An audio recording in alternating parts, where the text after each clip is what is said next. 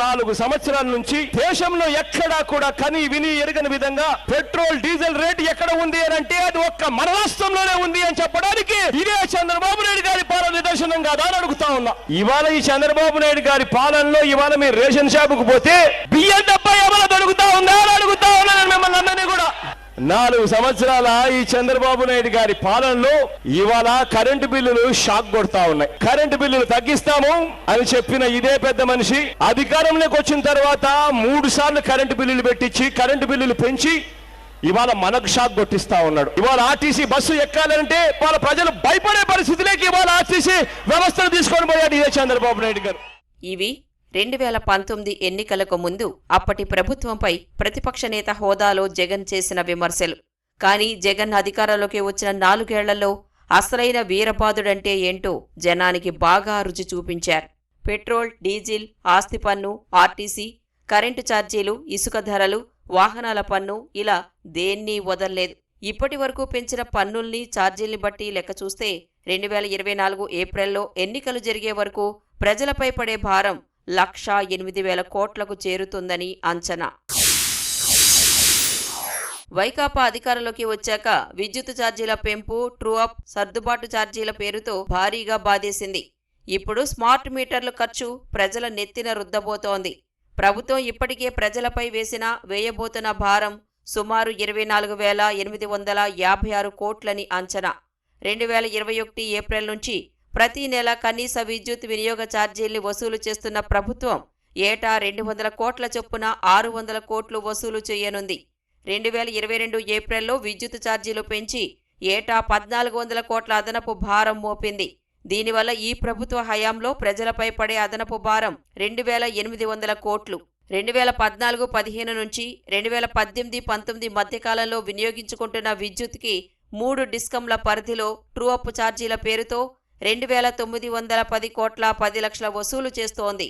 పరిశ్రమలకు ప్రతి యూనిట్ విద్యుత్తుకు 6 పైసలుగా ఉన్న విద్యుత్ సుంకాన్ని 2022 మే నుంచి రూపాయికి పెంచింది. ఏటా 2,600 కోట్ల అదనపు భారమంటే ఈ ప్రభుత్వ హయాంలో పడే మొత్తం అదనపు భారం సుమారు 5,000 కోట్లకు పైనే. కొత్త కనెక్షన్ తీసుకునే వినియోగదారులపై అభివృద్ధి ఛార్జీల పేరిట డిస్కమ్లు అదనపు భారం మోపాయి. ఏటా 7 నుంచి 8 కోట్ల భారం పడుతుందని అంచనా. గృహ వినియోగదారులకు స్మార్ట్ మీటర్లు అమర్చేందుకు సుమారు 13,000 కోట్లు ఖర్చవుతుందని అంచనా.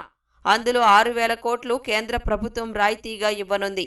మిగతా 7,000 కోట్లు ప్రజల నుంచే వసూలు చేస్తోంది.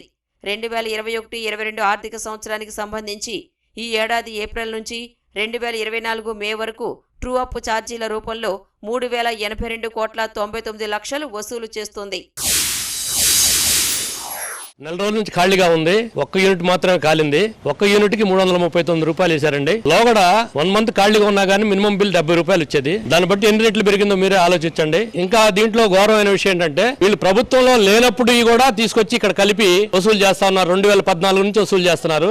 కరెంట్ ఛార్జీలు పెంచమని ఇంతంత కరెంటు ఎప్పుడెప్పుడో పాత బిల్లులన్నీ ఆ ఛార్జీలు ఈ ఛార్జీలు అని ఎప్పుడో ముందు అన్ని ఇప్పుడు వసూలు చేస్తున్నారండి. మేము కట్టలేకపోతున్నాము. అందుకని దయచేసి ఈ ఎప్పుడెప్పుడో పాత బాకీలు మాత్రం మా దగ్గర వసూలు చేసుకోకుండా మేము ఎంత కట్టి కాల్చుకుంటున్నామో అంత మేము కట్టేలాగా చర్యలు తీసుకోమని కోరుకుంటున్నామండి. ఒక్కొక్కళ్ళకి 400-500 ఎక్కువ వేస్తున్నారు. కాల్చుకునేదైతే కాల్చుకున్న మట్టికి మేము కట్టుకుంటాం కానీ ఎక్కడెక్కడో బిల్లులన్నీ తెచ్చి మా నెత్తిన మీద వేస్తే మేము ఏడ తెచ్చి కట్టుకుంటామండి. ఉందే రేకులు ఇల్లు అసలు మాది. 1,000 వస్తుంది మాకు బిల్లు. పోయినసారి అయితే 2,000-1,800 అట్లా వచ్చింది బిల్లు. అదేమంటే వాళ్ళు ఏంటంటే ఛార్జీలు వేస్తున్నారు. మన అన్ని ఛార్జీలుగా మళ్ళీ ఎగస్ట్రా కూడా 300 రూపాయలు ఏదో వేశారు మొన్న పోయినసారి. ఈ రాష్ట్రంలో పేదరిక నిర్మూలన కోసం నా తండ్రి 1 అడుగు ముందుకేస్తే నేను 2 అడుగులు ముందుకేస్తా అని చెప్పారు. 3 అడుగులు వేసి ఈ రోజు పేద ప్రజల మీద భారం మోపుతున్నారు. దీన్ని మీరు పునరాలోచించాల్సినటువంటి అవసరం ఉందని చెప్పి మేము మనం చేస్తున్నాం. మీరు భారం పేద ప్రజల మీద వేసే కొద్దీ రేపు రాబో ఎలక్షన్ లో మిమ్మల్ని కఠినంగా శిక్షించడానికి ప్రజలు సిద్ధంగా ఉండాలి. పెట్రోల్, డీజిల్ పై జగన్ ప్రభుత్వం 19,880 కోట్లు పిండేస్తోంది. పెట్రోల్, డీజిల్ పై లీటర్కి 2గా ఉన్న అదనపు వ్యాట్ని 4 రూపాయలకు పెంచడమే కాకుండా రోడ్ డెవలప్మెంట్ సెస్ పేరుతో లీటర్పై మరో రూపాయి అదనంగా వడ్డించింది. మొత్తంగా ఈ ప్రభుత్వ హయాంలో 5 ఏళ్లలో వచ్చే మొత్తం ఆదాయం సుమారు 65,850 కోట్లు. ప్రజలపై పడిన అదనపు భారం సుమారు 19,880 కోట్లని అంచనా.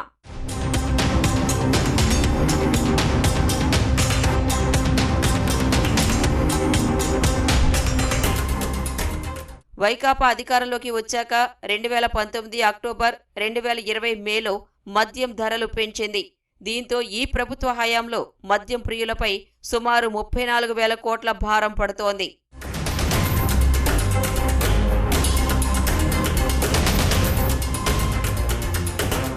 రేషన్ దుకాణాల్లో తెల్ల కార్డుదారులకు ఇచ్చే కందిపప్పులో ప్రభుత్వం సగానికి సగం కోత పెట్టడమే కాకుండా ధర కూడా పెంచేసింది. పంచదార ధరను పెంచింది. 2020 జూన్కి ముందు కిలో కందిపప్పు ధర 40 రూపాయలు ఉంటే ఆ ఏడాది జులై నుంచి 67కి పెంచింది. అంతకుముందు నెలకు 2 కిలోల కందిపప్పు ఇస్తుండగా కిలోకి కుదించింది. రాష్ట్రంలో 1,45,00,000 మంది తెల్ల రేషన్ కార్డుదారులు ఉండగా వారిలో ప్రతి నెల 85% మందే రేషన్ తీసుకుంటారని అనుకున్నా 1,23,00,000 మంది అవుతారు. ప్రస్తుతం బహిరంగ మార్కెట్లో కిలో కందిపప్పు 180 రూపాయల వరకు ఉంది. జగన్ ప్రభుత్వం కందిపప్పుని సగానికి కుదించినప్పటి నుంచి ఇప్పటి వరకు ఒక్కో కిలో ధర సగటున 110 వేసుకున్నా ఏటా 1,23,00,000 కిలోల కందిపప్పుకి 4 ఏళ్ల కాలానికి ప్రజలపై పడే భారం 6,494 కోట్లు. కందిపప్పు ధర పెంచడం వల్ల నెలకు కిలోకి 27 రూపాయల చొప్పున 4 ఏళ్లలో 1,23,00,000 మంది లబ్ధిదారులపై 1,594 కోట్ల రూపాయలు అదనపు భారం పడనుంది. 2020 జూన్ వరకు 10 రూపాయలుగా ఉన్న అరకిలో పంచదార ధరను ఆ తరువాతి నుంచి 17కి పెంచేశారు. దీనివల్ల లబ్ధిదారులపై సంవత్సరానికి 103 కోట్ల 50 లక్షల అదనపు భారం పడింది. 4 ఏళ్లలో సుమారు 414 కోట్ల అదనపు భారం పడుతోంది.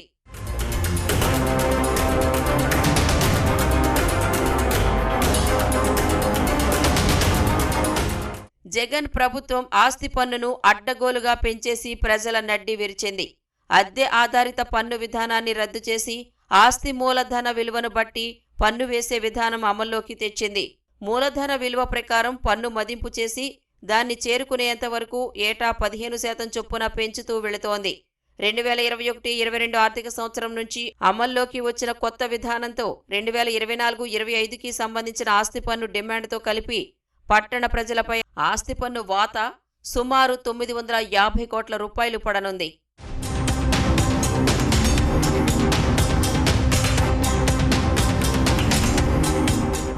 వైకాపా ప్రభుత్వం చెత్త పన్నుతోనూ ప్రజల్ని బాధేస్తోంది. 2024 ఏప్రిల్ వరకు ప్రజలపై సుమారు 400 కోట్ల రూపాయల భారం పడుతోంది. అన్నిటి ఛార్జీలు పెంచేసేస్తున్నారు. ఎందుకు పెంచుతున్నారు? మరి మా గవర్నమెంట్ బాగా చేస్తుంది, అందరికి పేదలకి మంచి గవర్నమెంట్ అని అంటున్నారు కదా. ఏం కనబడుతుంది మంచి ఇక్కడ? అన్ని మా దగ్గర నుంచి మా జేబులో తీసుకొని మాకే ఇస్తున్నారు. మీరు మాకేమి ఇస్తుంది లేదు కదా. మీరు పెన్షన్ ఇచ్చినా లేకపోతే ఎటువంటి పిల్లలకి డబ్బులు ఇచ్చినా గానీ చదువుకోవడానికి మా దగ్గర నుంచి తీసుకొని మీరు ఇస్తున్నారు. మరి ఇంకేం చేస్తున్నారు మీరు? మాకైతే అభివృద్ధి ఏం కనబడట్లేదు. వైకాపా ప్రభుత్వం పేదల్ని వదల్లేదు. ఎప్పుడో 1983లో ఎన్టీఆర్ హయాం నుంచి 2011 వరకు ప్రభుత్వాలు వివిధ పథకాల కింద మంజూరు చేసిన ఇళ్లను రాష్ట్ర గృహ నిర్మాణ సంస్థ రుణ సాయంతో నిర్మించుకున్నవారు ఇప్పుడు ఓటీఎస్ కింద నిర్దేశిత రుసుము కడితే రిజిస్ట్రేషన్ చేస్తామని 2021 అక్టోబర్లో ప్రభుత్వం ప్రకటించింది. గ్రామీణ ప్రాంతాల్లో 10,000, పట్టణాల్లో 15,000, నగరాల్లో 20,000 రూపాయల చొప్పున కట్టాలని చెప్పింది. ఆ తరువాత పట్టణ, నగర ప్రాంతాల్లోనూ 10,000కు తగ్గించింది. గత ప్రభుత్వాల హయాంలో కట్టుకున్న ఇళ్లకు ఇప్పుడు డబ్బు చెల్లించటమేంటని లబ్ధిదారులు ఎదురు తిరగడంతో 2022 ఏప్రిల్ నుంచి ప్రభుత్వం వసూళ్లు ఆపేసింది. అలాగని ఓటీఎస్ను రద్దు చేస్తున్నట్టుగానూ ప్రకటించలేదు. అంటే పేదల మెడపై ఇంకా కత్తి వేలాడుతున్నట్టే. రుణం తీసుకుని ఇళ్లు నిర్మించుకున్న వారి సంఖ్య 39 లక్షలుగా ప్రభుత్వం నిర్ధారించింది. వారందరి నుంచి 10,000 చొప్పున వసూలు చేస్తే 3,900 కోట్ల భారం మోపినట్లవుతుంది.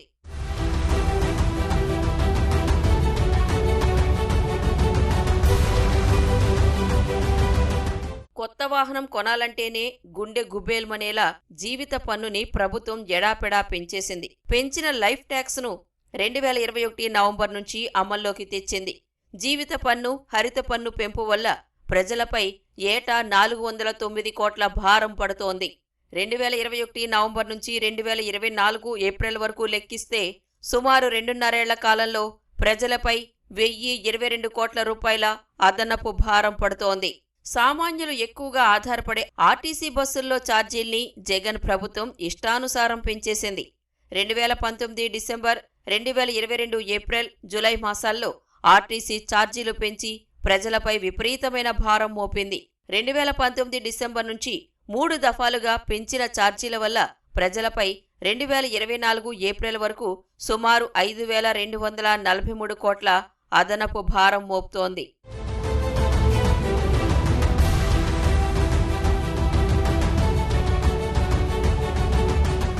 వైకాపా అధికారంలోకి వచ్చాక ఉచిత ఇసుక విధానం రద్దు చేసింది. టన్ను ధర 375 రూపాయలుగా నిర్ణయించింది. 2019 సెప్టెంబర్ నుంచి 2021 ఏప్రిల్ వరకు 20 నెలల్లో సుమారు 3,60,00,000 టన్నుల ఇసుకను ఏపీఎండీసీ విక్రయించింది. దాని విలువ 1,350 కోట్లు.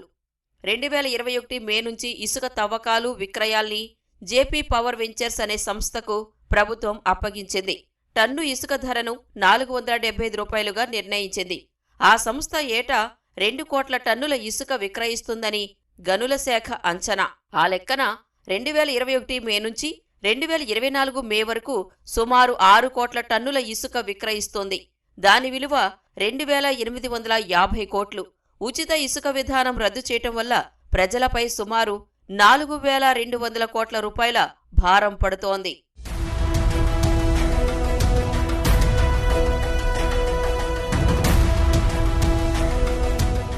ప్రజలకు చౌక ధరలో ఇంటర్నెట్, టీవీ ఛానళ్లు, ఫోన్ సదుపాయాన్ని ఒక ప్యాకేజ్గా అందజేసేందుకు గత ప్రభుత్వం ప్రవేశపెట్టిన ఫైబర్ నెట్ను జగన్ ప్రభుత్వం భారంగా మార్చింది. 149 రూపాయలుగా ఉన్న బేసిక్ ప్లాన్ని 350కి పెంచింది. మొత్తం 8.5 లక్షల ఫైబర్ నెట్ కనెక్షన్లపై నెలకు 17,8,00,000 చొప్పున అదనపు భారం మోపింది.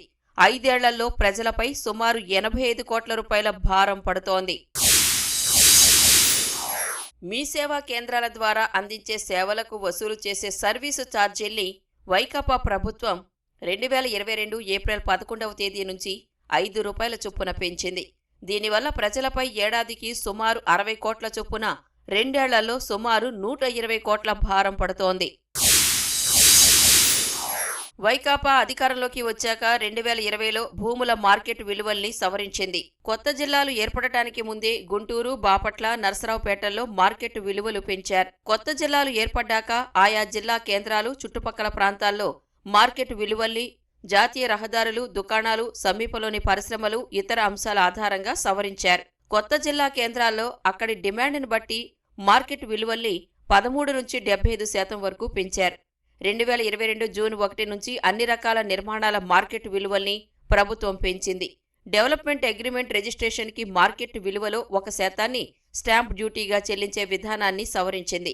డెవలప్మెంట్కి ఇచ్చిన స్థలం యజమానులు ఒకరికంటే ఎక్కువ మంది ఉండి తమ వాటాకి వచ్చే ప్లాట్లను వేర్వేరుగా పంచుకుంటామని ఒప్పందంలో పేర్కొంటే వారంతా ఒప్పంద విలువపై చెరో 4% చొప్పున కన్వేయన్స్ స్టాంప్ డ్యూటీ చెల్లించాలని నిబంధన పెట్టారు. చివరకు ఆ భారం ప్లాట్లు కొనుక్కున్న వారిపైనే పడనుంది. సేల్కమ్ జీపీఏ రిజిస్ట్రేషన్కి సంబంధించిన స్టాంప్ డ్యూటీ వసూళ్లలోనూ ప్రభుత్వం మార్పులు చేసింది. ప్రస్తుతం భూమి యజమాని నుంచి పవర్ ఆఫ్ అటార్నీ పొందేందుకు 5% స్టాంప్ డ్యూటీ చెల్లిస్తున్నారు.